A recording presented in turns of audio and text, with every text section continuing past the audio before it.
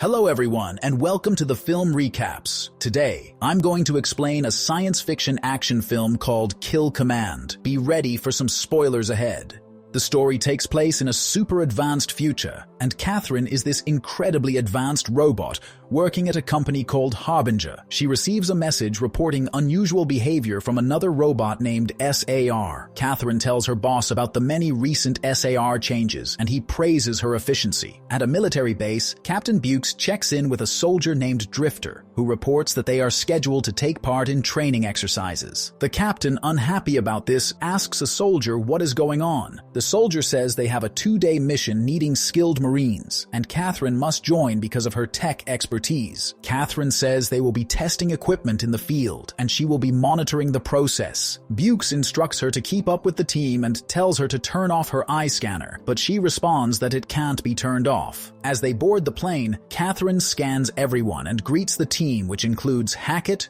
Goodwin, Cutbill, Robinson, and Loftus. During the flight, Catherine learns about the team members by listening and scanning them. She discovers that Bukes has killed 18 people and that Robinson has advanced tech in his eyes. When Robinson points his gun at her, Catherine demonstrates she can disable it just by looking at it and even shoot it from a distance. As they approach their destination, Bukes briefs the team, reminding them they'll be using live ammunition and will be monitored. Since Catherine can't connect to the global network, she switches to a local one. The plane lands near an old facility, and as the computer recognizes Bukes, the doors open, the lights turn on, and a welcome message plays. But Bukes is surprised to find the building empty. The team is confused about who will be supervising them, but Bukes insists they proceed as planned. Catherine asks about ground support, but Bukes tells her there is none. Once the plane departs, the team advances through the building and into the forest. Bukes instructs Cutbill to launch a drone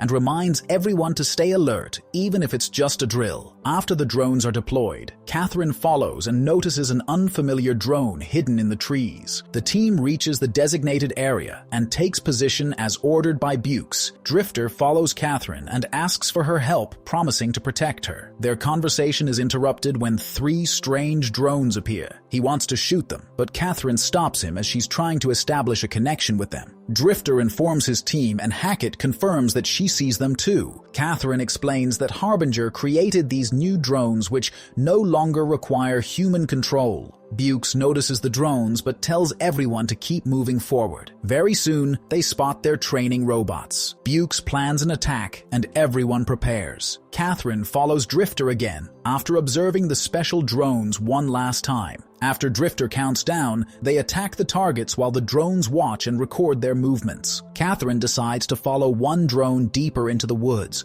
only to find a more advanced robot, the SAR. Though Catherine isn't surprised to encounter it, she's shocked to find blood on its head. She can't connect to it, but she manages to download and process a video showing the robot shooting people. When she opens her eyes, the robot is gone. A message from Bukes arrives announcing that the day is over and they did well, so it's time to set up camp. That night, the team gathers around the campfire and shares stories, but Catherine remains alone. Drifter watches her and the others joke about her, reminding him that she's not human. They also comment that their targets were simple and easy to eliminate. Catherine watches the footage she obtained, and when Drifter checks on her, he asks where she was earlier. She tells him she was exploring. The man also asks about the communication issues, but like the others, she can't get a signal. She mentions that something is blocking her signals, though she's unsure what it is and wonders why Bukes isn't asking her himself. Drifter says maybe Bukes just doesn't like her. Catherine worries that this might be bad for her given Bukes' kill count,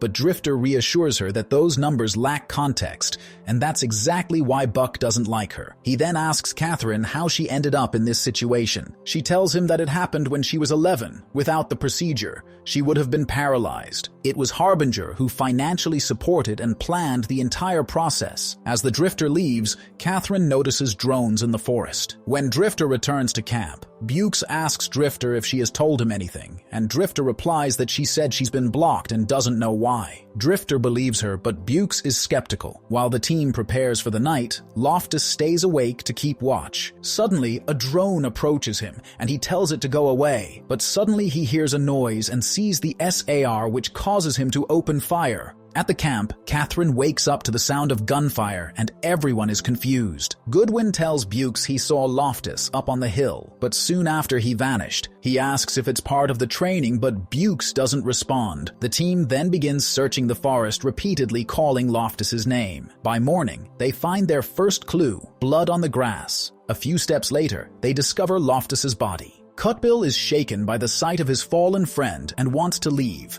but Bukes tells him to stay quiet as they prepare for a possible attack. Catherine informs them they're in the same location as the day before. A drone appears, watches them, and flies away moments before Hackett is shot and killed. Bukes orders the team to move, and they take cover behind trees. Bukes and Drifter deploy smoke grenades, creating a thick fog to obscure their position. A firefight breaks out between the robots and soldiers as the team maneuvers to avoid the bullets. Meanwhile, Cutbill, who has been separated from the team, runs through the woods. As drones approach, he fires at them and drives them away. Suddenly, the SAR grabs him by the neck and Cutbill pleads for his life, but the SAR allows a smaller robot to shoot him in the head. Bukes approaches the robots, but they retreat and disappear into the fog. Frustrated over the loss of his men, he demands that Catherine tell him what she knows and disable the robots. Catherine replies that she can see them, but she can't shut them down due to a programming error. She's still trying to figure out what's happening. Bukes grows angry, but Drifter defends her, saying it's not her fault.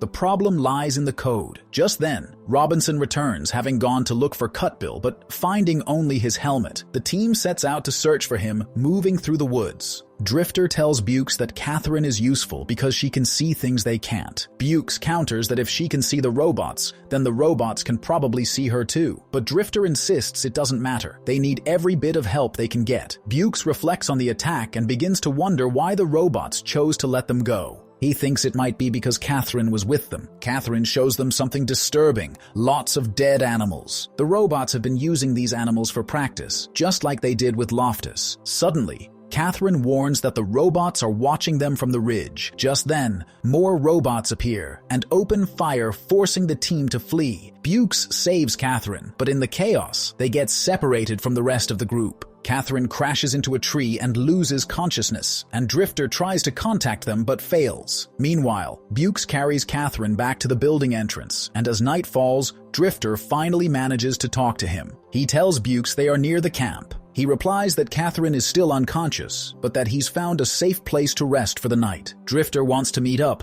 but Bukes insists they wait until morning, due to the darkness. Hours later, a drone briefly appears and flies off. Bukes hides as a robot approaches, and the robot makes Catherine open her eyes to establish a link with it, then leaves. In the morning, Catherine wakes up and realizes she has been unconscious for 9 hours. She asks why she was left behind, but Bukes says he doesn't know. The man tells her about the night before, and Catherine insists they must find that robot. When Bukes asks why, she says she can't tell him. The man tells her to figure it out and adds that they're leaving soon. They rejoin the team, and Drifter mentions nothing happened to them overnight despite the threat of nearby drones. Catherine says the path ahead looks clear, and the team decides to head to the drop zone and wait for extraction. Bukes is assigned to escort Catherine to the door because she's the only one who can open it while the others cover them. Bukes tries to enter, but the computer doesn't recognize him. Suddenly, they are attacked by drones and robots. Catherine manages to open the door, but Drifter is shot, and Bukes rushes to help him, while Drifter tries to provide cover. Drifter gets pinned down by a SAR robot, and Bukes tries to rescue him, and Catherine joins in. However,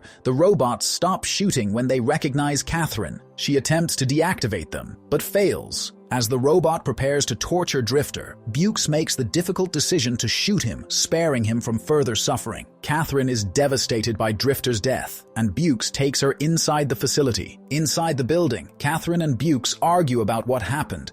She reveals that she created the robots, and the other soldiers demand an explanation. Catherine clarifies that she only designed the robots but does not control their actions. Finally, Catherine admits that the robots were created to replace human soldiers. This revelation shocks and angers the rest of the team. Bukes blames Catherine for the deaths of his men. They notice robots cutting open the main door and find another door marked Authorized Personnel. Despite Goodwin's hesitation, they ask Catherine to open it. The team enter a dark room, and Catherine switches on the lights. They find a group of inactive SAR robots, and Bukes warns Catherine not to activate them, and instead instructs her to open another door. Catherine tries to connect to the system but fails to establish communication with the outside world. Suddenly, she leaves the room and locks the door behind her. She activates one of the robots, which immediately reveals its mission and states that it requires new targets. However, it denies Catherine access due to insufficient clearance. Catherine realizes that the Guardian SAR unit is the one that brought the Marines to the facility. She attempts to access the units again, but fails. Meanwhile,